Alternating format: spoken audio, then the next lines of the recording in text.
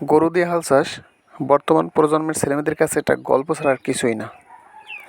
একটা সময় ছিল যখন লাঙল গরুর হাল ছাড়া জমি প্রস্তুতের কথা ভাবাই যেত না, কিন্তু কালের আবর্তে তা হারিয়ে গেছে। তবে বাংলার এই অতীত ঐতিহ্যর চিত্র এখনও দেখা যায় কিছু কিছু জায়গায়। কৃষকরা কাক ডাকা ভোর থেকেই মাঠের প্রান্তে হাল চাষ করত, কেউ বা জমিতে বীজ বপন করত। জমি চাষের ক্ষেত্রে গরুর হাল ও মই ব্যবহার হয়ে আছে। এতে একজন লোক ও একজোড়া গরু ব্যবহৃত হতো। আর বর্ষার সময় এই হাল চাষিদের জন্য নৌকায় করে খাবার নিয়ে যেত, আর চাষিরা নৌকায় বসে অথবা কেউ কেউ পানিতে দাঁড়িয়ে খাবার খেত। কিন্তু এখন আর এই খাওয়ার দৃশ্য দেখা যায় না।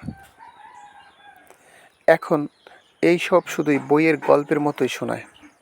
কিন্তু এই আধুনিক যুগে ট্রাক্টর বা পাওয়ার টিলারের আগমনে হারিয়ে গেছে আমাদের গ্রামীণ ঐতিহ্যর গরু দিয়ে হাল চাষ। একসময় কৃষকরা দেশের বিভিন্ন জেলা উপজেলায় বাণিজ্যিকভাবে গরু পালন করত হাল চাষ করার জন্য। এখন আর গ্রামগঞ্জে সকালে কাঁধে করে লাঙল জল মই আর গরু নিয়ে মাঠে যেতে দেখা যায় না। হারিয়ে গেছে আমার সেই গ্রামীণ ঐতিহ্য।